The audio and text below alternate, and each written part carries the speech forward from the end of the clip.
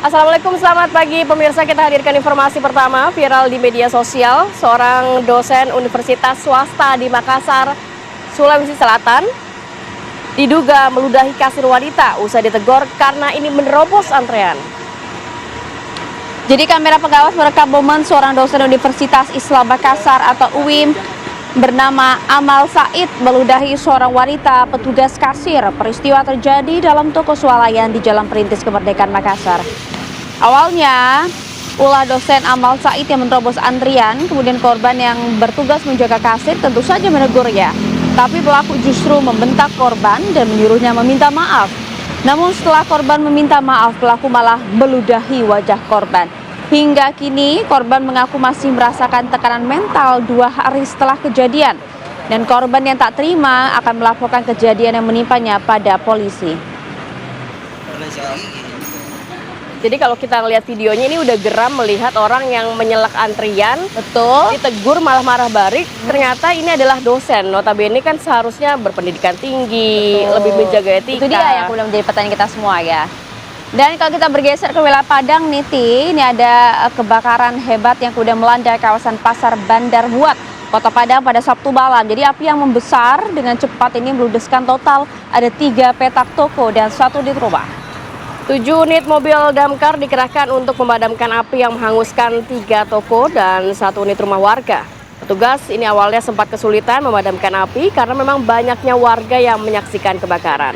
Api akhirnya berhasil dipadamkan setelah petugas berjibaku selama kurang lebih 2 jam. Beruntung tidak ada korban jiwa dalam kebakaran tersebut.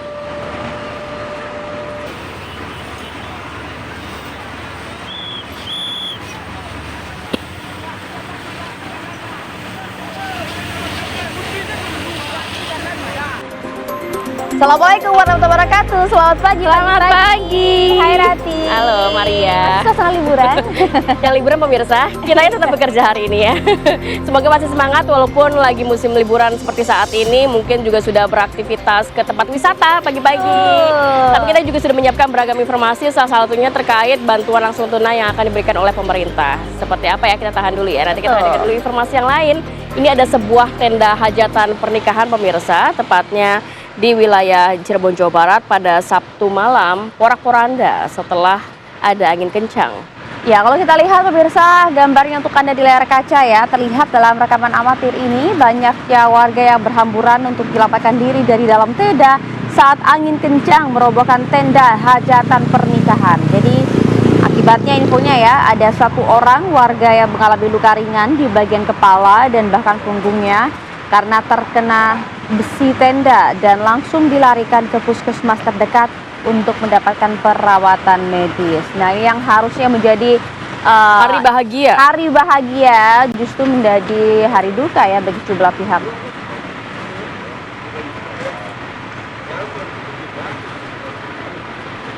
Sementara itu pemirsa, kalau kita melihat di wilayah Yogyakarta ini, Gunung Merapi tepatnya berada di perbatasan Yogyakarta dan Jawa Tengah mengalami 2 kali erupsi pada Sabtu siang kemarin. Erupsi pertama terjadi pada pukul 11 waktu Indonesia Barat dengan mengeluarkan awan panas guguran sejauh 1.500 meter ke arah barat daya di hulu Kali Kerasak. 10 menit kemudian, awan panas guguran kedua juga meluncur sejauh 2.000 meter ke arah yang sama. Sejumlah wisatawan yang berlibur di lereng Merapi ini nampak panik pemirsa karena melihat awan panas guguran muncul dari kawah gunung. Wisatawan yang berada di objek wisata Bunker Kali Adem Sleman kemudian dihimbau untuk menjauhi zona bahaya. Kepala BPPTKG Yogyakarta, Agus Budi Santoso, juga meminta masyarakat tidak perlu takut dengan berita di media sosial. Agus ini memastikan bahwa kawasan lereng Gunung Merapi masih aman dikunjungi oleh wisatawan. Lagi musim liburan pasti kan banyak yang berkunjung ke sana ya. Betul. Cuma kalau melihat kondisi seperti ini, tiba-tiba kita ngelihat dari kejauhan ada seperti ini, ngeri juga ya Ayah? Ngeri juga, tapi kalau kita lihat warga di sana kalau mendekati jangan ya, bahaya ya. Ada batas-batas yang kemudian bisa dilalui, ada juga area yang waspada, harap diperhatikan ya. Baik, kita ke informasi selanjutnya pemirsa. Banjir bandang menghantam sejumlah permukiman warga dan juga sarana umum di sana. Di wilayah Kabupaten Balangan, Kalimantan Selatan, banjir terjadi setelah turun hujan sepanjang malam. Jadi warga ini sempat merekam nih, Anda saksikan ini menunjukkan kekuatan banjir bandang di wilayah Kabupaten Balangan yang cukup luar biasa karena banjir bandang menggenangi sejumlah desa yang terletak di wilayah Kecamatan Tebing Tinggi dan Kecamatan Halong. Banjir bandang yang terjadi setelah tingginya intensitas hujan dalam beberapa hari terakhir sehingga menyebabkan banjir yang begitu luar biasa terjadi di Balangan. Bahkan hujan lebat yang juga turun tanpa henti sejak tengah malam hingga pagi hari. Banjir telah merendam ratusan rumah di wilayah terdampak dengan kedalaman bahkan mencapai lebih dari 2 meter atau kalau kita lihat ya tadi sudah sampai ke atap-atap rumah warga. Betul.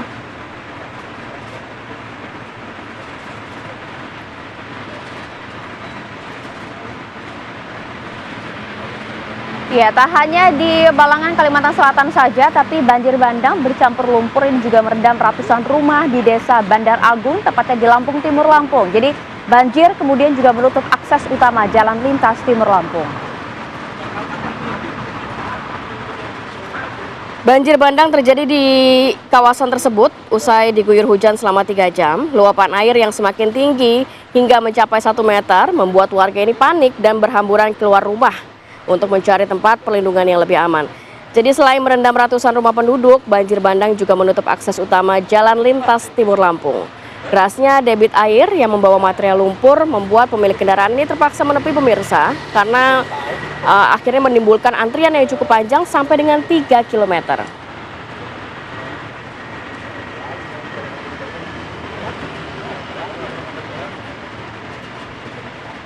Ya, sementara itu tidak hanya terjadi di Lampung Timur Lampung, banjir juga ternyata merendam permukiman dan area persawahan, tepatnya di Desa Wingko Sanggerahan, Purworejo, Jawa Tengah.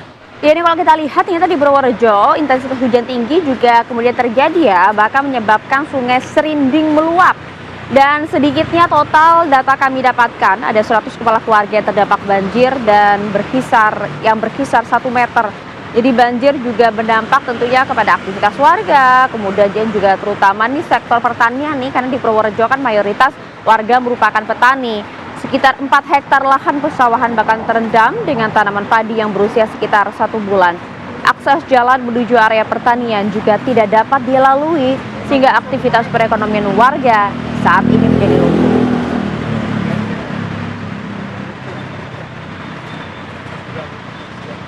Jadi memang harus diwaspadai, Rati. Di minggu ini memang BMKG sudah ingatkan kan banyak terjadi curah hujan yang cukup tinggi di sejumlah wilayah, begitu kan. Salah satunya adalah terutama kalau kita lihat wilayah di Tapanuli Selatan nih, hujan deras juga mengguyur wilayah tersebut yang mengakibatkan Sungai Batang Toru kembali meluap hingga kemudian merendam pemukiman warga. Ya pemirsa, beginilah detik-detik arus sungai yang sangat deras. Ini tepatnya di Sungai Batang Toru yang meluap ke permukiman padat penduduk di Desa Perkebunan Angkola Sangkunur, Tapanuli Selatan, Sumatera Utara. Air mulai merendam jalan penghubung antar desa di Kecamatan Angkola Sangkunur. Bahkan sejumlah warga ini nekat menerobos derasnya arus air tersebut. Sejumlah warga terlihat mulai membersihkan sisa-sisa material lumpur yang masuk ke dalam masjid. Tidak hanya merendam masjid, ternyata banjir juga turut merendam permukiman warga. Menurut warga sekitar, luapan sungai tersebut sangat cepat hingga membuat warga ini akhirnya panik.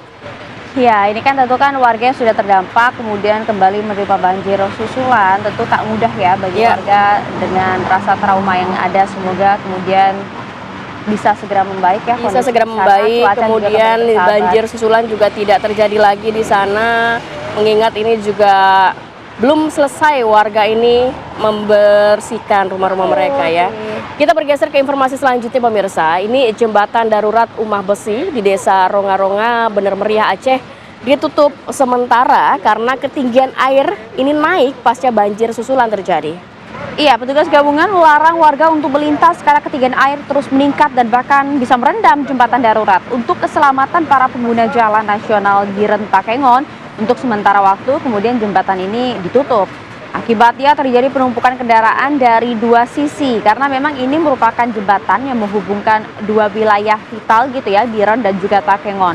Jadi warga diminta bersabar tentunya menunggu kondisi air yang turun dan kemudian situasi normal kembali.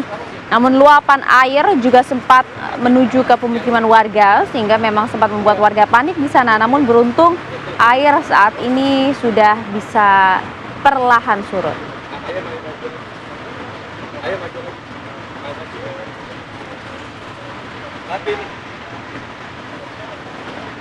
Ya, kita ke informasi selanjutnya pemirsa. Diduga akibat remblong, ini sebuah truk, tepatnya truk tronton pengangkut keramik mengalami kecelakaan di Kabupaten Wonosobo, Jawa Tengah.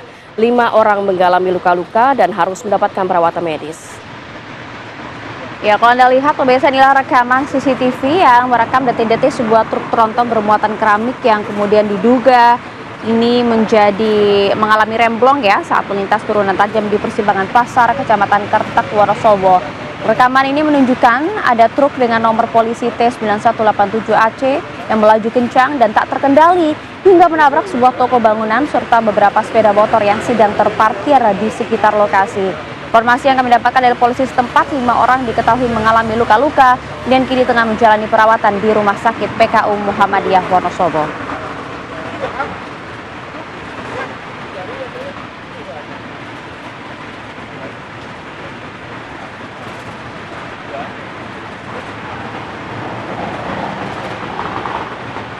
Pemirsa, kami jeda dulu karena usai jeda kami hadirkan arus balik libur Natal seperti apa pagi hari ini. Sejak tadi malam telah mulai terlihat ada kendaraan-kendaraan yang sudah melintas di ruas tol Jakarta Cikampek. Sesaat lagi informasi untuk Anda.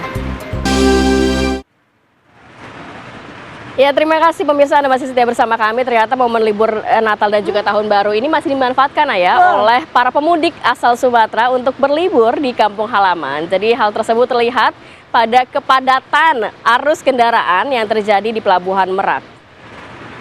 Ya, kalau kita lihat ya di Pelabuhan Merak, Cilegon, Banten ini suasananya memang cukup padat begitu ya. Terlebih para penumpang yang memadati area dermaga eksekutif dan reguler di Pelabuhan Merak pada Sabtu siang kemarin. Tak hanya itu, antrian kendaraan juga masih terlihat mengantre di area parkir pelabuhan untuk bisa masuk ke kapal nih.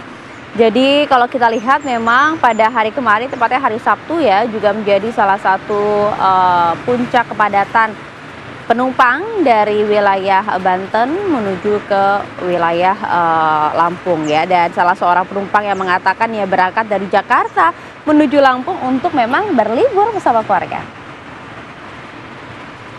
Kalau tadi kita sudah lihat ya jalur laut nih, ya kan? Coba kita lihat nih, ya, betul, bagaimana jalur daratnya nih, ya kan? Karena arus balik libur Natal ternyata sejak tadi malam ini sudah mulai terlihat, di mana kendaraan-kendaraan yang melintas di ruas tol Jakarta Cikampek, wilayah Karawang, Jawa Barat sudah mulai padat. Nah, kepadatan arus kendaraan terpantau ini terbentuk di ruas tol Jakarta Cikampek kilometer 55 di wilayah Klari. Kendaraan yang melintas didominasi oleh ribuan mobil pribadi yang bergerak dari arah Cikampek menuju Jakarta dan juga sekitarnya. Jadi beberapa kali pemirsa terlihat kendaraan melaju rapat sambung menyambung tanpa berhenti. Jadi ini apa ya, susul-susulan biasanya padat merayap ya. Kepadatan tersebut sudah terjadi sejak Sabtu sore dan meningkatnya volume kendaraan dipicu oleh banyaknya warga yang kembali ke wilayah Jakarta dan sekitarnya lebih awal untuk menghindari kepadatan arus liburan. Loh, kan belum tahun baru, kok udah pulang Iya, ke Jakarta? tapi kan ada yang harus kerja dulu tuh. Oh, iya. Jadi kayak ada dua fase liburan gitu. Saya masih menikmati jalanan Jakarta yang lowong sekali nih, Maria. Ya, sementara itu pemirsa, wisatawan masih terus membadati kawasan Braga di Bandung, Jawa Barat dan juga Asia Afrika Kota Bandung dari sejak siang hingga malam hari. Kalau kita lihat memang Bandung memang masih menjadi salah satu daya tarik wisata ya, terutama untuk warga Jakarta, Tangerang dan sekitarnya nih. Jabodetabek ya? Jabodetabek, gak perlu jauh-jauh liburan, tapi di Bandung aduh bisa dilihat ya penuh gitu ya. Jadi kawasan ini memang salah satu kawasan yang menjadi daya tarik juga di kota Bandung, yaitu kawasan Braga dan Asia Afrika ya, karena memang banyak bangunan-bangunan bergaya Art Deco gitu ya, untuk dijadikan latar swafoto. Bahkan juga angka wisatawan yang berlibur di Braga ini terus mengalami kenaikan nih jelang akhir tahun. Para pengunjung tidak hanya dari Bandung aja, seperti yang saya sampaikan tadi ya, dari sekitar Jabodetabek gitu ya, dan juga berlibur menikmati suasana kota Braga Asia Afrika, wilayah Braga Asia Afrika dan juga kulinernya kalau di Bandung. Nah itu dia, sebenarnya kan kalau Bandung itu dingin ya, Ai. Cuma kalau lihat kepadatan orang jadi panas mungkin. Apalagi kemarin lihat maps sih mau ke Bandung, Jakarta Bandung 5 jam. Ya ampun. Ternyata nggak cuma di wilayah Bandung, Jawa Barat, Ai. Ternyata warga juga banyak yang memilih untuk berwisata ke Yogyakarta. Nah, Sabtu malam kawasan Malioboro ini penuh sesak akan wisatawan. Jadi libur Natal dan juga Tahun Baru yang bersamaan dengan libur sekolah ini akhirnya membuat wisatawan datang semuanya ke Malioboro, Yogyakarta. Ini dia katanya ya yang mau ke Bali pindah nih ke Yogyakarta. Aduh, rame banget. Jadi kawasan Malioboro masih jadi magnet ternyata ya bagi wisatawan yang datang ke wilayah Yogyakarta. Jadi semakin malam memang Malioboro ini semakin penuh saja didatangi wisatawan dari berbagai kota di Indonesia. Sampai penuh itu kalau jalan juga tabrak-tabrakan kayaknya ya, empet-empetan ya. Jadi salah satu titik yang menjadi lokasi favorit wisatawan adalah papan bertuliskan Malioboro. Jadi tanda datang di Jogja tuh ya, foto. Gak afdol kalau nggak di situ ya, nggak foto ya. Ya, apalagi juga warga kan bisa coba naik becak, tuh kan, naik delman. Kulinernya gitu sih loh. jajanan tradisionalnya itu di Pasar Ngasem. Ih, betul, enak-enak lah ya kuliner Jogja tuh, apalagi harga juga terjangkau. Itu dia. Nggak cuma Jakarta di Jakarta nih juga masih banyak nih warga yang kemudian juga menghabiskan waktu libur mereka ya kan. Salah satunya nih di kawasan Ancol Taman Impian Jakarta dipadati 33.000 pengunjung yang antusias tentunya menikmati keindahan pantai Ancol. Ya, kawasan Ancol ini terus dipenuhi oleh pengunjung yang hadir untuk bersantai bersama keluarga. Jadi di pantai Ancol nih Ay, ada wahana baru yaitu Aquazone, di mana para pengunjung ini bisa bermain wahana yang menantang dengan berbagai rintangan. Dengan tajuk liburan penuh ceria, Ancol Taman Impian menghadirkan rangkaian kegiatan menarik seperti ada hiburan musik, seni budaya, hingga atraksi keluarga dari tanggal 21 sampai tanggal 4 Januari 2026. Jadi untuk pergantian tahun baru, Ancol akan meniadakan pesta kembang api sebagai bentuk solidaritas korban bencana. Dan malam pergantian tahun baru akan disemarakan dengan konser musik dan juga drone light show. Jadi yang mau liburan yang cuma di wilayah Jakarta aja dan sekitarnya bisa memilih juga untuk Ancol. Ya, Seru tuh. seru banget ya. Ternyata juga selain di Ancol, pada libur Nataru kali ini, para wisatawan ini juga banyak yang memilih atau meramaikan tempat wisata. Salah satunya di Dairyland Farm, Theme Park Puncak Bogor, Jawa Barat. Jadi ya di Puncak Bogor ini memang salah satu lokasi yang paling banyak dikunjungi adalah Dairyland Farm ini yang memang menjadi salah satu titik favorit warga. Jadi tempat wisata yang ramah anak ini menghadirkan sejumlah aktivitas nih. Seperti misalnya bisa ngajak anak kita ini main bareng ular gitu ya, berfoto dengan satwa, memberi makan hewan, bahkan juga banyak area permainan seperti go-kart juga. Jadi wisatawan yang datang ini didominasi tentu oleh keluarga ya yang membawa anak-anak mereka untuk bisa menikmati banyak aktivitas di sana. Jadi nggak hanya sebagai tempat wisata saja, tapi Dairyland Farm Theme Park ini juga sebagai tempat edukasi satwa bagi anak-anak. Kapan Tih yuk ajak anak kita sana Tih? Pas lagi nggak libur panjang kali ya, biar agak sepi. Karena kalau Puncak Bogor sebenarnya ini weekend aja sepi biasanya ya, apalagi long weekend kayak gini. Itu ramenya kayak gitu ya. Oke, kita tinggalkan dulu informasi soal liburan pemirsa. Kita ada informasi untuk Anda di mana Kementerian Energi dan Sumber Daya Mineral mengirimkan bantuan kemanusiaan untuk korban banjir terutama di wilayah Aceh dan sejumlah wilayah di Sumatera. Bantuan yang dikirim berupa 1.000 unit genset serta 3.000 unit kompor gas lengkap dengan regulator dan selang bagi warga. Bantuan berupa 1.000 unit genset dan 3.000 unit kompor gas beserta regulator dan juga selang. Bantuan genset diberangkatkan dengan 5 pesawat Hercules milik TNI AU, sementara bantuan berupa kompor gas dan juga perlengkapannya diberangkatkan melalui pesawat kargo. Pelepasan dilakukan di Bandara Halim Perdana Kusuma Jakarta pada kemarin Sabtu pagi 27 Desember oleh Menteri ESDM Bahlil Lahadalia. Bahlil menyatakan bantuan genset diprioritaskan untuk warga yang berada di daerah yang belum pulih infrastrukturnya. Jadi Kementerian ESDM menegaskan distribusi akan dilakukan secara tepat sasaran, merata dan terus dipantau hingga benar-benar diterima oleh masyarakat yang membutuhkan.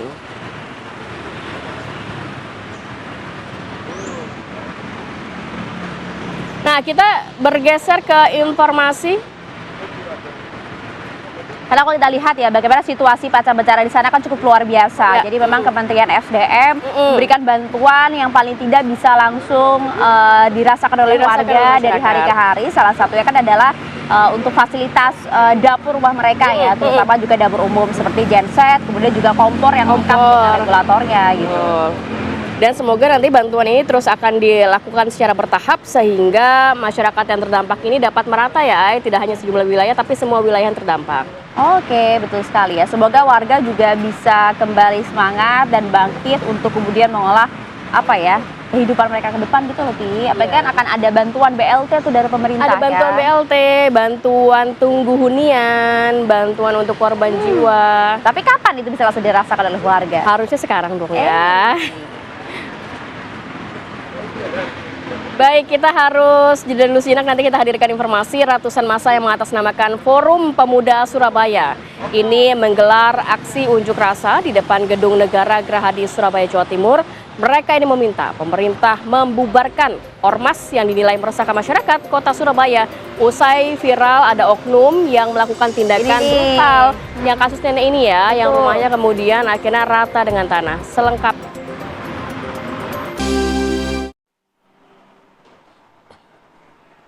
Ya, ini kembali di Apa Kabar Indonesia Pagi, pemirsa. Sejumlah petugas kepolisian berseragam dan tim Puser Polsek Durensawit, Jakarta Timur, pemirsa, ini membubarkan sekelompok balap liar yang berada di kawasan BKT dan Kalimalang pada dini hari tadi.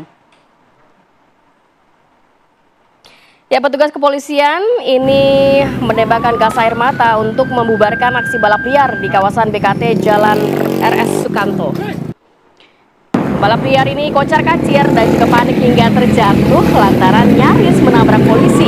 Polisi berhasil mengamankan pembalap liar dan melakukan penggeledahan. Tak hanya itu, ternyata petugas juga turut memeriksa seorang pengendara motor wanita yang diduga membawa sebotol air minuman keras. Petugas kepolisian sektor Durensawit menggelar kegiatan di dua lokasi, yakni di Jalan RS Sukanto dan juga Kalimalang ini untuk menghindari bagaimana kecelakaan lalu lintas dan juga kejahatan jalanan. Kedua orang pria dan wanita ini dilakukan pemeriksaan untuk kepentingan penyelidikan. Saya punya pengalaman juga, Ay. Jadi waktu mau ke kantor pagi hari ya, sekitar jam 3, di BKT ini rame banget. Ternyata balap liar. Balap liar, jam 3 pagi pada. Jam 3 pagi. Iya ya. Saya masih siaran kabar pagi. Jadi emang ini sudah meresahkan warga sekitar dan cukup lama, bertahun-tahun. Semoga dengan adanya patroli yang dilakukan pihak kepolisian ini benar-benar bisa menghilangkan balap liar di sana ya. Luar biasa. Kita berikan apresiasi kepada pihak kepolisian.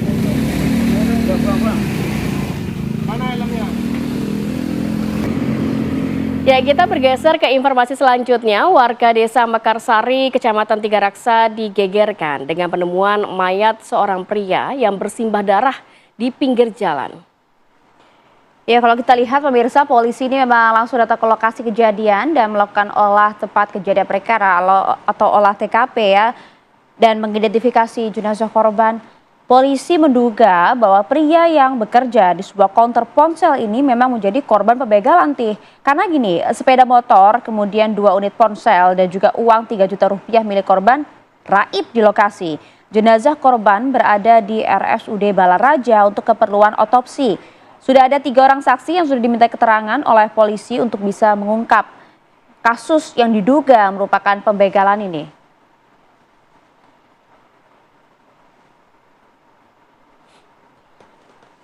Kalau dilihat kan memang karena situasinya kan memang lokasinya cukup sepi gitu kan, dan nggak tahu juga kalau kemudian malam tuh penerangan seperti apa. Minim ya gitu. biasanya. Ya. Harus mungkin diberikan penerangan di jalan-jalan seperti ini sehingga tidak ada aksi kekerasan di sana atau kejahatan. Sementara itu pemirsa, 2 kelompok pemuda di Kota Ambon, Maluku tepatnya ini kembali terlibat bentrok dengan menggunakan senjata tajam serta batu dan juga bahkan alat peledak di sana. Ya pemirsa, inilah detik-detik yang Anda saksikan. Ada 2 kelompok pemuda tepatnya di kawasan Sten, Desa Batu Merah, Kecamatan Sirimau, Kota Ambon, Maluku yang terlibat bentrok menggunakan senjata tajam. Jadi kericuhan sempat berhasil dibubarkan oleh aparat kepolisian, namun selang beberapa jam kemudian massa ini kembali lagi melakukan penyerangan dan juga melempar bahan peledak berupa bom rakitan ke salah satu tempat usaha. Polisi akhirnya memberikan tembakan peringatan dan juga menembakkan gas air mata, ini secara terukur pastinya, untuk membubarkan secara paksa kericuhan yang terjadi, serta mengamankan 3 orang yang diduga ini adalah provokator. Bentrokan ini sendiri dipicu lantaran salah satu warga dibacok oleh sejumlah orang tak dikenal saat korban keluar dari rumah makan pada Jumat siang.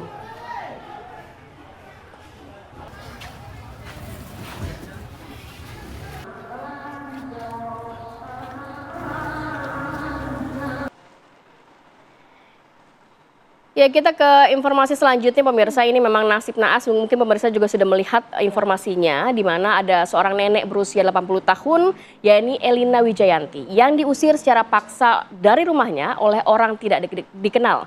Dan ironisnya, rumah sang nenek kini telah rata dengan tanah.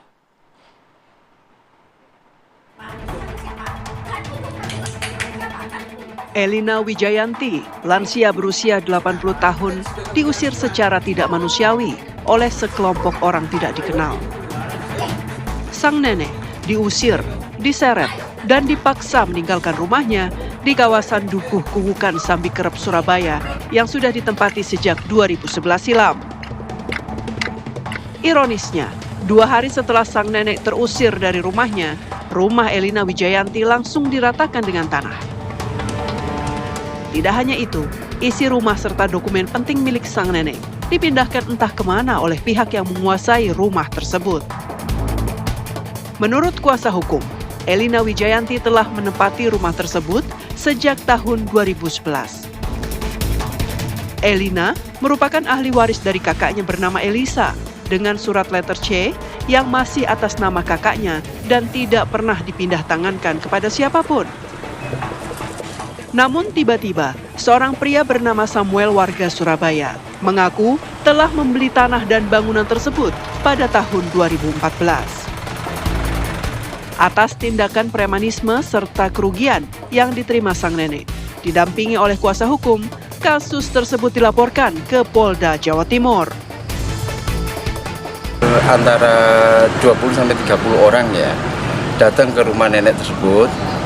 Terus kemudian setelah itu melakukan pengusiran secara paksa dengan cara nenek tersebut awalnya ditarik ya, ditarik, terus kemudian diangkat, kemudian dikeluarkan dari rumah. Kini kasus pengusiran paksa sang lansia dari rumahnya sedang bergulir di Polda Jatim. Pemerintah Kota Surabaya menyatakan akan turut mengawal proses hukum tersebut agar kebenaran bisa segera terungkap. Dari Surabaya, Jawa Timur, Syamsul Huda, TV One mengabarkan. Iya, kita pun tentu miris ya melihat video ini. Kalau kita lihat di media sosial juga banyak yang geram atas aksi tindakan premanisme sekelompok orang yang memang diduga ini terafiliasi dengan ormas tertentu. Bahkan nih mereka bisa mengusir paksa tanpa putusan pengadilan seorang lansia di Surabaya, Jawa Timur itu. Bahkan menanggapi peristiwa ini, kita tahu bersama juga Wali Kota Surabaya juga sudah membentuk Satgas Anti Preman yang melibatkan TNI, Polri, dan juga beberapa perwakilan dari suku-suku di Surabaya.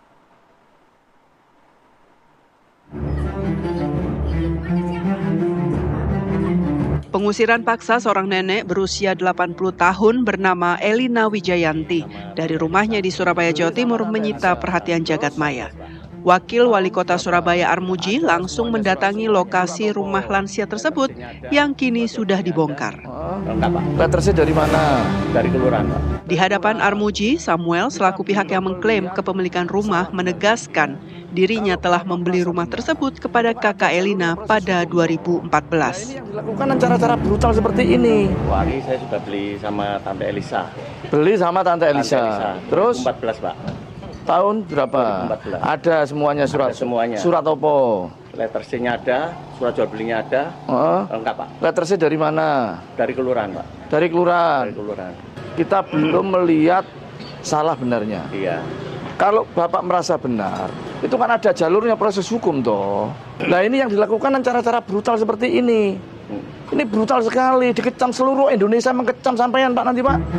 Sampai sekarang dibongkar secara paksa. Wakil Wali Kota Surabaya Armuji mengatakan apa yang dilakukan Samuel dengan mengusir dan meratakan bangunan tanpa putusan pengadilan adalah tindakan yang tidak bisa dibenarkan. Ormasnya gue dikecam. Indonesia lagi. Kita enggak pakai ormas, Pak. Nah itu siapa yang? Bukan, Pak. Itu siapa itu? Yasin itu teman saya sendiri. Kenapa? Pribadi teman saya. Dia bilang mengatasnamakan ormas. Sementara itu, pemerintah kota Surabaya juga telah membentuk Satgas Anti Preman dengan melibatkan TNI, Polri, serta perwakilan dari suku-suku yang tinggal di wilayah administrasi kota Surabaya. Wali Kota Surabaya juga meminta warga Surabaya tetap tenang dan tidak terpecah belah atas peristiwa tersebut. Jadi Surabaya ini harus aman. Maka insya Allah kita ada tempat di pemerintah Kota Surabaya yang itu adalah Satgas Anti Preman. Secara khusus, pemerintah Kota Surabaya akan mengawal kasus Nenek Elina yang mendapat perlakuan tidak manusiawi oleh sekelompok pria yang mengeksekusi tempat tinggalnya. Dari Surabaya, Jawa Timur, Samsyul Huda, TV One mengabarkan.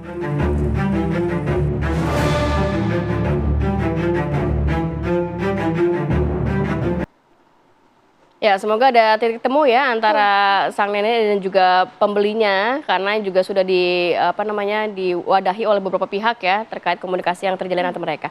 Kita harus jeda dulu sejenak ya, Ai. Kalau melihat ini kan sudah lebih dari 1 bulan pasca bencana banjir bandang dan juga tanah longsor yang terjadi di wilayah Aceh, Sumatera Barat dan juga Sumatera Utara. Ternyata pemerintah ini sudah menyiapkan beragam bantuan kepada masyarakat terdampak ya. Seperti apa, kita akan hadirkan informasinya sesaat lagi.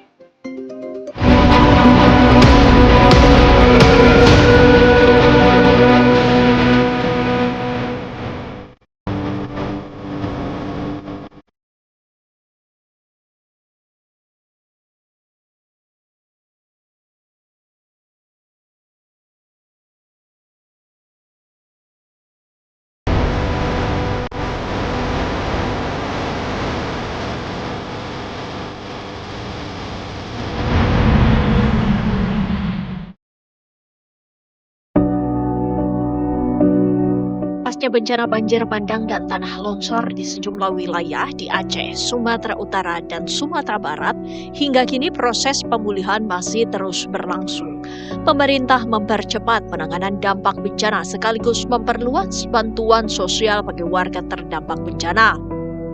Dalam rapat koordinasi yang digelar Rabu 24 Desember lalu, Sekretaris Kabinet Teddy Indra Wijaya bersama Menteri Sosial Saifullah Yusuf menyepakati skema baru bantuan bagi para pengungsi dan keluarga korban bencana di Sumatera. Pemerintah menetapkan bantuan langsung tunai minimal 8 juta rupiah bagi setiap kepala keluarga terdampak atau pengungsi. Bantuan ini terdiri dari 3 juta rupiah untuk kebutuhan isian rumah dan 5 juta rupiah untuk pemulihan ekonomi keluarga. Selain bantuan tunai, pemerintah juga menyalurkan bantuan kebutuhan pokok berupa beras serta lauk pauk yang diberikan terpisah dari bantuan langsung tunai.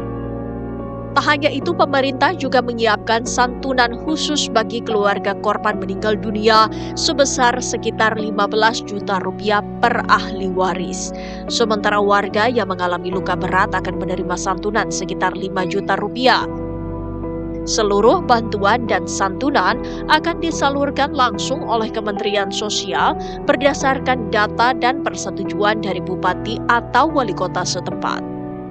Meski masih menanti realisasi bantuan, warga terdampak tetap menyimpan harapan besar bahwa perhatian pemerintah akan segera hadir untuk meringankan beban dan membantu mereka untuk bangkit kembali. Pertanyaannya, kapan harapan ini benar-benar terjawab dengan hadirnya bantuan yang dinanti? Tim TV One mengabarkan.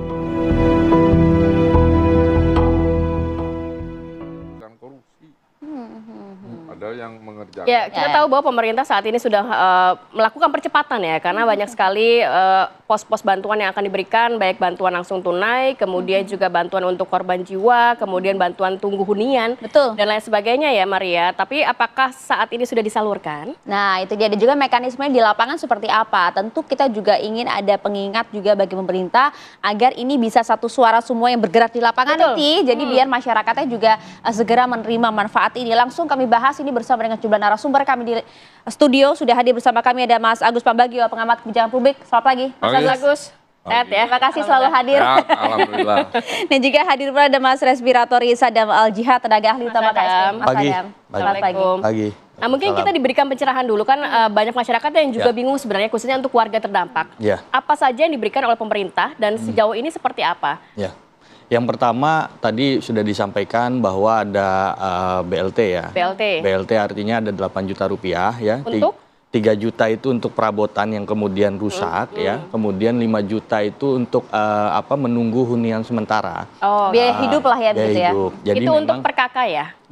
Iya, kemarin juga kan dari Menteri Sosial juga udah berkoordinasi juga dengan Seskap kan terkait dengan ini. Terus yang kedua tetap ada namanya psikososial. Karena kan memang situasi kan butuh untuk HOP itu terus berjalan. Nah, ini kerjasama ini antara TNI Polri dan juga relawan. Relawan yang dilibatkan itu ada 7.928 termasuk juga kemarin saya juga sempat diskusi juga dengan dari UI. Nah, itu juga ke sana, kemudian ya itu kolaborasi.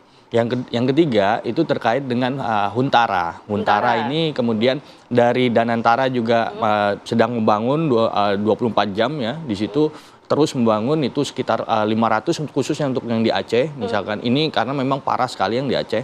Terus juga dari dana non APBN itu ada 2.600 Huntara. Huntara juga ya. Huntara, dan kemudian terkait dengan kelistrikan. Kelistrikan ini kan kemudian agak terhambat ketika di Aceh. Kalau di Sumut dan di Sumbar ini sudah relatif bisa dipenuhi. Tapi kalau misalkan di Aceh itu kemudian kemarin tanggal 27 Desember dari Menteri SDM juga mengirim 1.000 genset dan juga ada kompor gas ya dengan 3.000 dan juga terkait dengan LPG juga didistribusikan juga. Jadi sebenarnya di Aceh ini kondisi kelistrikan seperti apa? Daerah mana saja masih belum menyala? Di Aceh ini ada 4 yang kemudian terisolir ya. Artinya memang kelistrikan. Kemarin juga banyak teman-teman juga ke sana kan, relawan, pemerintah. Daerah mana saja, Mas? Ada Bener Meriah, ada Gayo Lues, ada Aceh Tengah, Takengon, ada Aceh Tamiang ya. Nah, di 4 ini rumah sakit juga, ini rumah sakit sudah relatif ya, bisa berjalan. Di Aceh Tamiang sudah, di Aceh Tengah sudah, kemudian di Sumatera Utara juga sudah. Nah, akses jalan. Nah, karena memang jembatan dan jalan ini kan penting. Masih terputus Nah, juga ya, betul. Tapi kalau terkait dengan jalan nasional itu sudah 72 jalan nasional dari 80 jalan nasional, artinya sudah 90%. Kemudian jembatan juga kemarin terakhir di Kutablang di Aceh, di Biren itu sudah bisa dilalui. Artinya memang di sini kita sedang mempercepat prosesnya. Logistik yang sudah dikirim itu sebanyak 1.200 sekian ton yang memang itu didistribusikan terus menerus, dan memang ya kita sangat mengandalkan TNI Polri di situ ketika memang terutama daerah-daerah terisolir. Pak Sadam, tadi Anda mengatakan bahwa memang ada Huntara dan juga hunian tetap nantinya. Apakah memang juga ada bantuan tunggu hunian? Iya, ada bantuan tunggu hunian ya di sana. Saya kira ada sebesar 500.000 kalau nggak salah ya terkait dengan itu. Per bulan kah atau gimana? Nah, ini nanti kita cek karena memang ini kan termasuk di tadi dana TKD atau transfer ke daerah itu. Nah, TKD itu total dari anggaran itu di 3 provinsi itu segera itu ditransfer ke daerah. Nah, ini yang memang harus diawasi juga. Nah, itu kan total dari 51,82 T yang memang diminta oleh dari BNPB, kemudian disiapkan, bahkan ada 60 T dari Kementerian Keuangan untuk siapkan itu, dan di Aceh itu 25 triliun yang memang disiapkan. Di Sumbar itu 13 triliun, di Sumut itu 12 triliun. Jadi memang cukup besar. Itu dia, Mas Adam. Kita cukup apresiasi percepatan dilakukan oleh pemerintah, Mas Adam dan rekan-rekan yang tak lelah begitu ya melakukan berbagai perluasan bantuan hingga percepatan penanganan. Tapi kalau kita dengar tadi Mas Agus, angka yang cukup besar kemudian digelontorkan untuk bisa mempercepat penanganan pasca bencana di wilayah Sumatera hingga Aceh. Bahkan jumlah yang terlibat luar biasa, BNPB, TNI, Polri. Tadi sampaikan Mas Adam, relawan jumlahnya lebih dari 7.000 gitu. Oke, ini sudah lebih dari 1 bulan. Apa evaluasi bisa dilakukan agar ini percepatannya bisa benar-benar rasakan warga juga bisa kembali bangkit lagi perekonomian dan semangatnya? Gini, penanganan bencana itu seperti sebesar Aceh atau yang sekarang itu harus ada orang paling bertanggung jawab. Karena dia akan mengorganisir bagaimana bantuan, bagaimana relawan. Banyak tadi sudah disebut Adam dan sebagainya, bagus. Cuman kan sporadis. Ya, terpisah. Koordinasi tidak ada. BNPB? Tidak ditunjuk oleh Presiden sebagai sebagai koordinator penanggung jawab. Dulu di Aceh ada misalnya Pak Kuntoro. Lalu ada Pak Munardoni waktu COVID. Jadi jadi ada ketua, ada juru bicara yang selalu menginformasikan kepada publik. Kalau sekarang publiknya dapatnya kan dari media, terus yang ngomong beda-beda. Jadi nggak satu pintu gitu ya? Iya, ini benar apa tidak? Itu satu. Jadi koordinator perlu. Siapa koordinator yang ditunjuk pakai perpres, lalu bertanggung jawab langsung pada presiden. Dulu ada, sekarang harus ada. Ini lebih parah ini soalnya. Nah, itu yang pertama. Jadi ada juru bicaranya juga sehingga dikejar nempel ya. Nah, yang kedua adalah yang saya sangat khawatir, kita ini DNA-nya DNA korupsi. Jadi nanti ketika ini katakan 3 tahun, 5 tahun ke depan, pasti ada yang diperiksa. Dan jadi tersangka. Kok ngeri saya ada yakin pasti ada itu. Karena yang kemarin kan ada. Yang cuma distribusikan aja masuk penjara. Ya kan, cuma distribusikan, di tender, katanya masuk penjara. Jadi harus gimana dong Pak? Audit secara bertahap? Ya audit sih sudah, makanya saya bilang kita ini DNA-nya DNA korupsi. Jadi gimana caranya mengawasi uang-uang tadi 60%, 60 triliun, masuknya berapa? Ya harus 60 triliun. Seperti kata siapa Ferry, saya masukin 10 miliar, ya 10 miliar masuk. Harus gitu. Nah, jadi yang kos-kos lainnya berbeda. Nah ini yang menurut saya dua hal ini, sampai hari ini saya nggak tahu gimana caranya. Nah itu dia Pak Agus aja bingung gimana kita ya. Mas Agus tapi berbicara mengenai ada BLT, ada banyak sekali loh, nih ada 8 ya. Iya, kemudian juga ada juga yang per bulan setiap hari sembako dan lain sebagainya. Ini memang bisa menjawab nggak sih kebutuhan dari masyarakat? Kalau itu real 1 perak dia terima 1 perak, nggak apa-apa. Kalau 1 perak orang terima 1 sen, siapa yang tanggung jawab? Dan itu pasti akan terjadi. Realisasi saya bukan tidak bilang patut diduga, belajar dari sejarah Indonesia itu pasti ada. Nah nanti 3 tahun 5 tahun lagi ada yang ditangkap ya kan oleh APH. Sampai ya. Ya susah. Itu kalau ada koordinator yang kemarin aja begitu kan. Ini tidak ada. Lalu siapa nih yang meng-ACC uang ini? Kalau kemudian sebegitu pentingnya ya, kemudian koordinator, penunjukan koordinator oleh presiden yang untuk bertanggung jawab dalam segala penanganan dan mengatur mekanisme bantuan dan semuanya lah. Itu semua, itu artinya kalau menurut Anda siapa yang kemudian paling berwenang untuk bisa ditunjuk sebagai koordinator ini gitu kan? Kalau kita lihat sekarang banyak nama kan? Iya, presiden harus menetapkan. Nggak bisa nggak, siapa terserah. Saya kan juga nggak, masa nyaranin si Pintar, itu temannya si AP gitu kan, nggak bisa. Maksud saya presiden segera, saya dari awal hari pertama saya sudah ngomong itu, siapa koordinatornya? Karena dia harus jadi menunjuk 1 orang yang juga bisa memangkas birokrasi dan juga langsung laporan ke dia langsung ke presiden dan punya 1 juru bicara. Nah itu dia. Mas Adam, mekanismenya seperti apa? Tadi Pak Agus mengkhawatirkan kita belajar dari pengalaman. Jangan sampai ini ujung-ujungnya ada kasus korupsi. Terus kemudian? Kalau terkait dengan kasus korupsi, memang terkait dengan kebencanaan ini jelas ada di Undang-Undang Tipikor nomor 19 tahun 2019. Ya kita nggak mau sebetulnya ketika ada persoalan kebencanaan ini ada korupsi di sana. Tapi memang kalau di undang-undang itu tegas sekali, bahkan itu bisa sampai hukuman yang tertinggi gitu. Nah, tapi dalam posisi ini juga tetap ada pengawasan yang melekat. Mekanismenya seperti apa?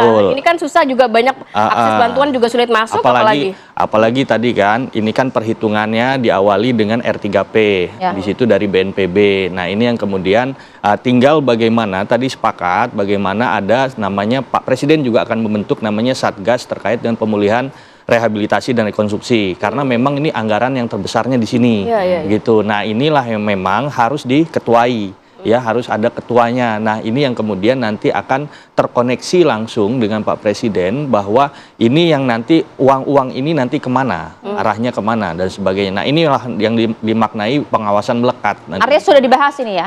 Sudah dibahas. Nah makanya terkait dengan kemarin evakuasi distribusi, kenapa memang sifatnya terpadu? Memang dalam Undang-Undang 24 tahun 2007 pelaksanaannya secara terpadu. Jadi di sana bahwa komandannya secara terpadu itu sebetulnya ada di gubernur, kan sekarang ini kan ada penambahan waktu ini ya terkait dengan operasi tanggap daruratnya. Nah di sini kemudian pemerintah pusat mendorong sumber daya yang memang secara maksimal untuk dilakukan. Nah, kemudian apa-apa yang kemudian nanti ini terpadu dan posisinya terus bertahap. Artinya memang Nah, jadi kalau bisa dibayangkan untuk warga yang terdampak, mungkin pemirsa salah satu warga yang terdampak nantinya saya mendapatkan uang itu dari mana? Maksudnya kan kapan gitu. Dan kapan begitu, Mas? Betul. Nah, mekanismenya tadi yang saya sampaikan bahwa dari tahapannya ada namanya transfer ke daerah. Ke daerah ini. kemudian. Nah, kemudian nanti dari transfer ke daerah berarti Itu kepala daerah yang kepala daerah yang daerah. bertanggung jawab. Artinya ini ada mekanisme Dan kepala termasuk daerah. data-data siapa yang harus mendapatkan dari kepala daerah Iya, juga? kepala daerah itu kan bertahap, artinya di bawah, kemudian ada sistem pemerintahan yang bertahap ya, beruntun di situ. Nah, itulah dia, yang Mas. kemudian bertanggung jawab. Karena ini sistemnya bertahap itu tadi ya, karena memang koordinatornya kan masing-masing Betul. kepala daerah, masih terus melakukan pendataan dan lain-lain. Warga butuh kapan sih Betul. sekiranya realisasi dari penyerahan bantuan ini? Sesaat lagi dijawabnya Mas Adam ya. Kami jeda dulu, usai jeda. Ya, kita lanjutkan ya pemirsa ya, Mas Adam. Jadi sudah ada tidak timeline dari penyerahan BLT ini? Karena kemudian pemerintah memberikan angin segar, warga terdampak juga kemudian sudah cukup senang. Tapi kapan nih saya bisa terima nih gitu? Saya ngambil bahasannya seperti ini, karena ini kan sifatnya percepatan ya. Ketika memang jembatan, misalnya saya ambil contoh jembatan dulu. Jembatan itu ditarget 1 bulan. Kemudian ternyata jembatan Tepin Mane itu 1 minggu selesai. Nah, begitu juga sebetulnya mekanisme yang terkait dengan BLT ini data dari pemerintah daerah. Kalau datanya ini cepat masuk, ini transfer ke daerah lebih cepat. Karena ini sudah disiapkan anggarannya. Jadi sekarang belum ada yang mendapatkan BLT ini ya, Mas, berarti ya? Belum. Masih pengumpulan tahapnya? Ini data tinggal masuk dari pemerintah daerah, semuanya masuk, langsung ditransfer. Nah, ini karena sifatnya dana siap pakai itu model siap begitu. Terus juga reimburse gitu lah ya. Artinya memang bukan reimburse. Data masuk langsung ditransfer. Tapi bagaimana pemerintah pusat memastikan daerah ini bekerja dengan benar, dalam arti semua dana-dana ini tepat sasaran begitu, Mas? Ya, ini kan artinya kan harus ada trust ya kan, atau trust government ini kan harus tercipta. Nah cuman dalam posisi ini trust ini harus dibangun dengan mekanisme hukum. Nah, apakah si dana ini akan disebarkan misalnya 8 juta ini kepada masyarakat, 8 juta cash dengan jemput bola, melihat kan saat ini masyarakat pun mau ngambil bantuan 2 jam perjalanan kaki, agak sulit kan sebenarnya. Artinya memang di sini tadi saya bilang kan ada pengawasan, tetap ada pengawasan. Pemerintah akan memberikan kontrol pengawasan terkait dengan dana itu. Selain tadi dengan mekanisme hukum. Maksudnya mekanisme pengambilan bantuannya seperti apa gitu Mas oleh warga? Ya, pengambilannya itu tadi dari data udah masuk, ini ditransfer, kemudian dari pemerintah daerah itu kemudian mendistribusikan. Nah, pendistribusian itu apakah kemudian warga memang harus mengambil di salah satu titik atau kemudian memang langsung diantarkan itu kepada warga? Karena kan mereka ATM juga pasti udah nggak ada. Pasti udah nggak ada. Artinya ini ada pengumpulan pasti masyarakat. Nggak mungkin melibatkan masyarakat suruh datang itu kan terlalu repot. Karena kita lihat kemarin bantuan warga harus berjalan sulit sekali karena jalan tak banyak yang terputus dan sebagainya. Baru-baru mengambil ke PT Pos atau ke ATM. Sulit sekali. Ini mekanisme itu nggak mungkin dilakukan. Artinya memang ini mendistribusikan sesuai dengan lokus atau daerahnya masing-masing. Karena ada daerah yang memang misalkan di Sumatera Barat sudah mulai bisa dilalui ataupun di Sumatera Utara, tapi kalau di Aceh ini cash khusus, artinya special cash di sini ini nggak bisa. Ini emang harus ini situasi bencana. Ada pendampingan dari APH juga, dari aparat keamanan, aparat hukum, supaya memang bantuan itu tepat sasaran. Mas Agus, kita sudah dengar apa yang disampaikan oleh Mas Adam soal mekanisme. Kalau menurut Anda, bagaimana ya caranya agar mekanisme ini bisa berjalan secara beriringan di 3 provinsi? Jangan sampai kemudian kita lihat kemarin sepertilah contohnya soal kelistrikan dan lain-lain. Gitu. Atau mungkin kita bisa mencontoh negara lain yang menyebarkan atau memberikan bantuan tuh dengan mudah kepada warga yang terdampak. Ini kan pemilu pilkada baru selesai. Kalau kita mengandalkan kepala daerah juga berbahaya kalau nggak ada ngawasin. Dia punya utang banyak waktu kampanye kan. Nah, itu satu. Kedua, kalau tadi masyarakat Mas Adam bilang nggak mungkin memang sendiri-sendiri. Ada yang mengorganisir. Uangnya dari mana? Pasti dipotong. Sama kayak Anda bayar listrik atau bayar telepon, nyuruh orang kan, RW, RT gitu, ya pasti kan ada potongannya. Nah, itu gimana caranya? Nanti kan. Terus kalau Anda tanya di luar negeri gimana? Tadi DNA-nya beda. Jadi nggak bisa sekeras itu karena kita sudah pada posisi yang begitu ruwetnya sistem administrasi negara. Ya, jadi yang saya wanti-wanti apakah itu Danantara, apakah itu kementerian atau apa, siap-siap semua dokumennya saja, karena 5 tahun nanti pasti ada yang ngungkit. Nanti lihat di contoh sekian, rumahnya mana? Itu nggak ada, loh rumahnya nggak ada. Siapa tanggung jawab? Nah itu muter. Jadi kita capek ngurus itu aja, bukan ngurus pembangunan bangsa ini. Iya, gitu. Jadi pengawasannya jelas, law enforcement jelas. Tadi Tipikor, karena Tipikor kemarin gagal kita batalkan di MK, ya jadi lalu nanti merugikan negara, kena itu korupsi. Ya. Selain DNA yang tadi Anda katakan, apakah memang sebenarnya kalau kita berbicara mengenai penyaluran bantuan ya Mas Agus melihatnya ada yang kurang nggak sih entah pendataannya, koordinasinya? Di kita data, di kita itu ada Perpres 39 kalau saya nggak salah, yang Bappenas kan, satu data Indonesia. Sampai hari ini itu nggak ada. Jadi datanya yang terakhir saya ingat itu waktu saya bicara sama Bu siapa, yang wali kota, Menteri Sosial, Bu Risma itu sudah di cleansing. Tetapi kan cleansingnya berapa tahun yang lalu. Ini harus setiap saat di cleansing data itu betul atau tidak. Ya kan kita nggak tahu ada pendatang ke Aceh gitu terus dia punya KTP, tapi nggak ada di datanya. Dia miskin atau enggak misalnya. Nah itu PR sendiri. Data ya? Ya, data kita sangat tidak bisa dipertanggungjawabkan. Tapi kita punya BPS. Ya sudah kita pakai BPS, tapi sama data dari Kementerian Sosial itu. Ya, yang mana ini? Kan beda loh. Iya, betul. Ya kan? Nah, ini yang menjadi obstacle kedua yang perlu diperhatikan selain tadi kasus korupsi. Ya. Kalau terkait dengan data ya terkait BLT misalkan itu kemudian ada di data Kemensos. Tapi tetap tadi kita juga melihat bagaimana data BPS juga itu terjadi seperti apa. Artinya untuk mirroring data ya. Ketika ini sesuai atau tidak sesuai. Nah, yang selanjutnya ya kayak misalkan data dari ini ya penerima ini sekarang kan udah ada ketika ini di data BLT ini miskin, tahu-tahu ternyata nggak miskin gitu kan begitu kan.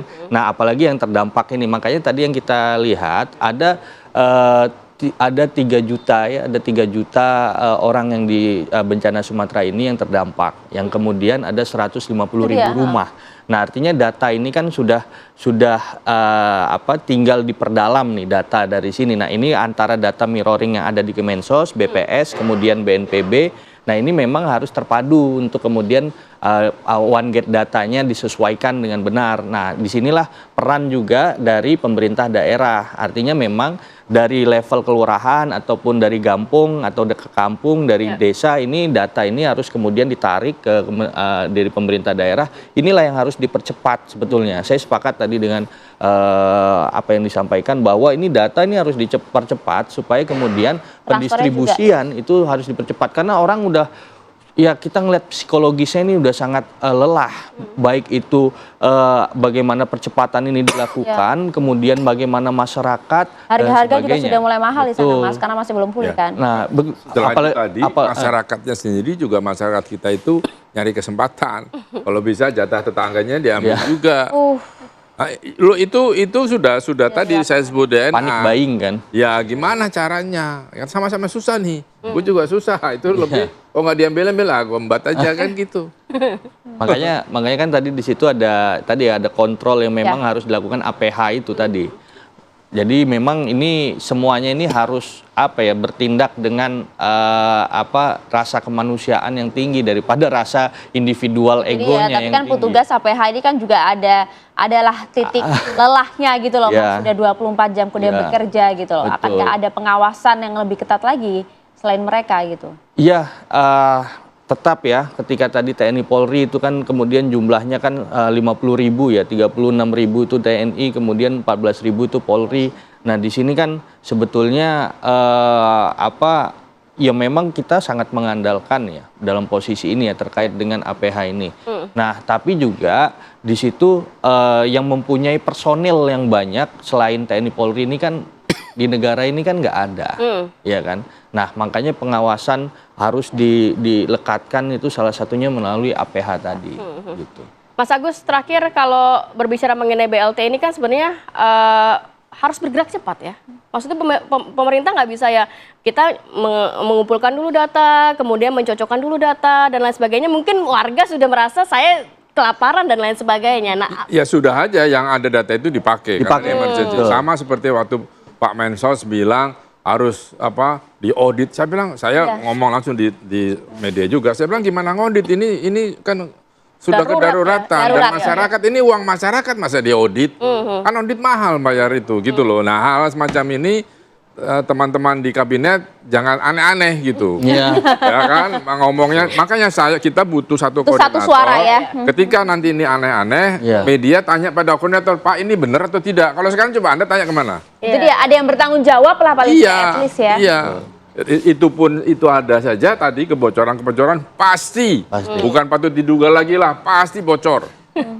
Ya kan? Nah, ini gimana? Bukan saja pengambil kebijakannya, APH-nya, masyarakatnya pun juga. Dan saya sekarang lagi kalau di Aceh itu yang tadi bendera itu saya khawatir terus terang. Semoga bisa diselesaikan dengan baik. Ya, harapannya seperti itu ya. Kita masih juga menantikan bagaimana gerak cepat penanganan pasca banjir. Juga mungkin penunjukan ada koordinator agar satu suara, satu pintu begitu loh, Mas. Artinya memang kita bersepakat untuk hari ini, pagi ini bahwa titik temunya adalah membutuhkan percepatan melalui tadi ada satgas khusus untuk pemulihan, percepatan rehabilitasi dan rekonstruksi, dan memang harus dipimpin dari satu orang untuk kemudian Presiden paham betul. Paham betul untuk kemudian mempercepat apalagi tadi pendistribusian yang dibutuhkan masyarakat, kemudian hunian sementara. Mungkin juga ada tindakan tegas dari Presiden. Kalau kemarin kan kepala daerah yang kabur saat bencana saya pecat gitu. Mungkin ini juga. Nanti siapa yang akan menyelewengkan dana-dana itu sudah betul. Kita ini harus artinya kalau di Aceh kan ada kanon dipecutin aja. Artinya kan memang di sini kan harus ada ketegasan ya. Tadi kalau misalkan ada desersi dari pemimpin seperti itu ya kemudian Kemendagri langsung evaluasi.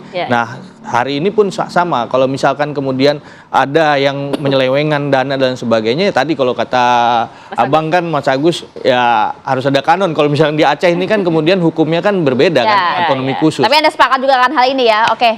Siap, terima kasih banyak Mas Adam, Mas Agus, terima kasih waktu yang bersama kami di Apa Kabar Indonesia Pagi. Kami akan jeda dulu lah ya, usai jeda nanti kita tetap akan hadirkan beragam informasi soal liburan untuk Anda sesaat lagi. Itu seru juga kalau ada kanon itu.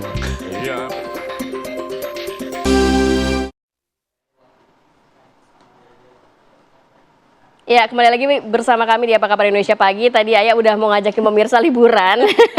Ini kita ajak pemirsa untuk melihat bagaimana keseruan liburan di Samudra Ancol. Ternyata Ancol ini masih menjadi tempat favorit untuk masyarakat menghabiskan waktu libur Natal dan juga Tahun Baru. Rame nih pasti, udah mulai rame di sana. Walaupun sebenarnya Ancol katanya juga nggak menghadirkan pesta kembang api, tapi ternyata juga masih menjadi favorit masyarakat. Nih, lihat nih ya, ini di pintu masuk aja udah rame nih ya, warga yang kemudian berbondong-bondong untuk kemudian mau menikmati gelanggang Samudra Ancol untuk bisa berinteraksi dengan lumba-lumba.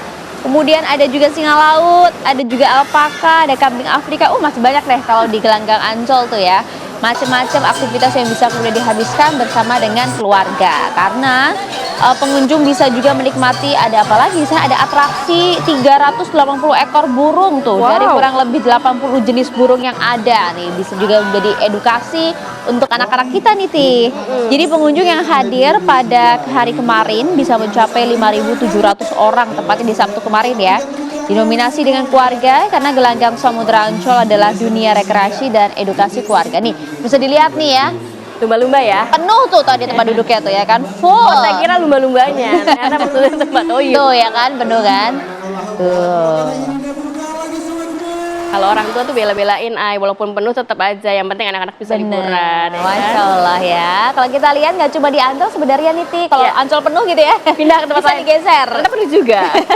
Ke Ragunan. Coba dicek-cek dulu di Ragunan nih ya. Kalau kita lihat di Ragunan Jakarta Selatan ini juga jadi salah satu destinasi wisata nih favorit warga untuk bisa menghabiskan libur Natal dan Tahun Baru karena biayanya murah ya kan. Juga kemudian aktivitas faunanya bisa dilihat juga kemudian banyak. Betul. Ternyata kata pengelola Taman Marga Satwa Ragunan, puncak kunjungan terjadi pada hari Natal ya, ini 25 Desember yang mencapai lebih dari 55.900 orang.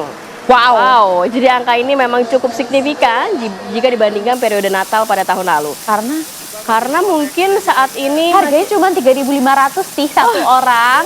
3.500 satu orang, kemudian juga sekarang udah jadi keren kan Ragunan. Betul, dan juga bisa makan di situ, bisa bawa rantang, bisa bawa tiket, ya kan? Benar, itu kan di Jakarta tuh ya. Tapi kita lihat nih kalau Bogor nih gimana nih ya, karena Bogor juga jadi salah satu destinasi wisata nih ya. Terutama misalnya di Simpang Gadok Puncak Jawa Barat, apakah sudah ramai di sana warga yang mau menuju ke arah puncak nih? Sudah rekan kami Usep di sana ya.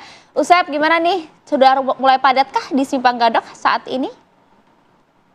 Ya, Rati dan juga Maria dapat KPK bahwa juga pemirsa sejak pagi tadi sih sudah menyebar ya antrian kendaraan di Simpang Gadok ini. Ada kalau menurut data dari Satlantas Polres Bogor pagi kemarin saja sudah 5.000 yang memasuki kawasan puncak ini. Namun demikian kalau untuk hari ini kami belum mendapatkan datanya, tetapi memang ada peningkatan dibanding dengan hari kemarin. Dan ini prediksi kepolisian. Anda bisa lihat sendiri ya antrian di belakang saya ini memang tadi sudah sangat panjang sekali sehingga pihak kepolisian nampak masih berjaga-jaga dan mereka sedang melakukan apel di depan gedung Presisi Hugeng yang ada di kawasan Gadok ini. Dan perlu diketahui bahwa saat ini dari pagi tadi saya tidak melihat adanya yang disebut dengan ganjil genap dan ini tidak diberlakukan sama sekali. Namun demikian untuk hari ini terlihat berbeda dengan hari kemarin. Kalau hari-hari kemarin itu lebih ke mobil pribadi yang masuk meski didominasi oleh kendaraan berplat nomor B. Namun hari ini lebih ke rombongan mereka datangnya untuk mengenakan bis ataupun kendaraan-kendaraan lainnya yang sifatnya rombongan ataupun klub ataupun grup-grup begitu. Anda bisa lihat sendiri ada ibu-ibu itu sedang menaiki truk ya, akan memasuki kawasan di mana ada masjid yang akan merayakan perayaan Isra Mi'raj. Dan kendaraan dari arah Jakarta Anda bisa lihat sendiri masih terus berdatangan dengan dominasi plat nomor B dan ini dijaga oleh pihak kepolisian dan juga dibantu oleh Pramuka, ada BPBD di sini, ada Damkar dan juga ada Dinas Kesehatan yang membuka posko kesehatan di tempat ini. Dan juga untuk hari tanggal 24 dan 25 kemarin pada saat libur 25 dan 26 kemarin pada saat libur itu angkutan kota tidak seperti sekarang. Angkutan kota kan terlihat sedang beroperasi ya. Ya gimana Rati? Baik, terima kasih banyak, informasinya sudah sangat lengkap dan komprehensif. Jadi perhatian juga untuk masyarakat yang ingin berwisata ke wilayah Puncak Bogor. Tapi saya bingung itu ada anak-anak pramuka ya? Iya, polisi di sebelah sana soalnya. Yang di sini pramuka gitu. Tapi kan saling bergotong royong, mengamankan lalu lintas. Karena kan ada musim liburan, semuanya turun tangan gitu kan. Ya udah deh, kalau gitu sudah 1,5 jam kita bersama, kita liburan dulu lah. Oke lah, kita pamit ya. Akhir kata saya Kamarati Kusuma. Saya Maria Segaf, kita udah pamit ya. Terima kasih. Sampai jumpa. Happy holiday.